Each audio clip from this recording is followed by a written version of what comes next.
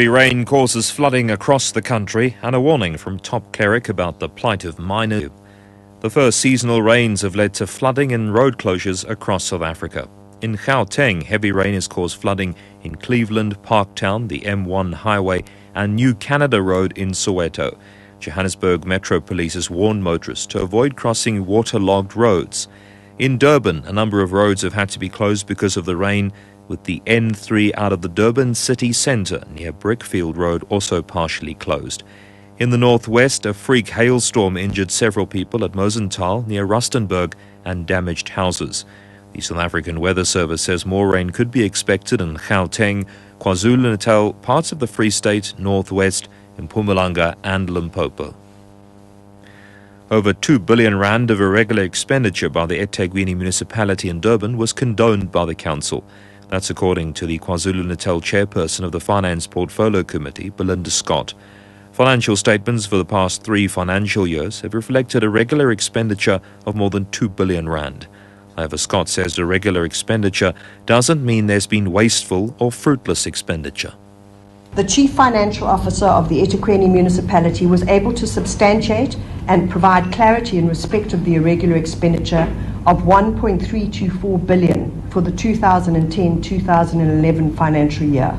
And in terms of the MEC for Cocta's Section 131(2)B report, as legislated by the MFMA, an amount of 2.023 billion relating to eThekwini's current and prior irregular expenditure was condoned by Council and the municipal manager during the year under review.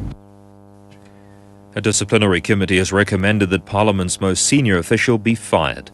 A hearing has found that Secretary to Parliament, Singile Dingaan, misled presiding officers when he persuaded them to approve a 186,000 rand advance against his salary to pay for a security wall at his house.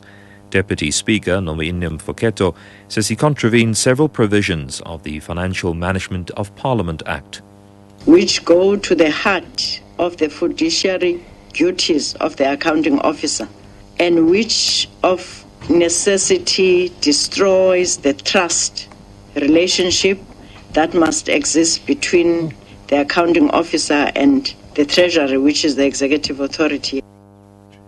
The Anglican Archbishop of Cape Town, Thabo Makgoba, has warned that living conditions in mining communities are what he calls the stuff revolutions are made of. He's called on President Jacob Zuma and the Deputy President to undertake a joint visit to Marikana in the northwest. The Archbishop says a visit by the country's 2 top leaders will be a powerful symbolic gesture of the urgency with which the presidency takes the miners' plight. If we don't address them with a sense of urgency and honesty in terms of our messaging, we are sitting on a time bomb. We are sitting on a log that is burning quietly and is just waiting for the slightest wind to inflame it. That is why leadership is very crucial at this time, and leadership with the top political heads of our country, leadership within business and leadership within civil society. We all have to take responsibility. The state has indicated that it may not complete leading evidence in the Annie Diwani murder trial by the time the current court term ends. This follows the conclusion today of cross-examination of its 10th witness in the Western Cape High Court. The state has indicated that it will revise its list of 32 witnesses. The presiding judge postponed the trial until Monday after the state said it had cancelled its next witness because it had anticipated that the defence would spend more time in cross-examining the accused's childhood friend, who cannot be named. Finally, after swimming in freezing waters and bare-chested horse riding and boxing, Russian President Vladimir Putin's now flown in a hang glider to teach a flock of endangered Siberian white cranes how to migrate for the winter.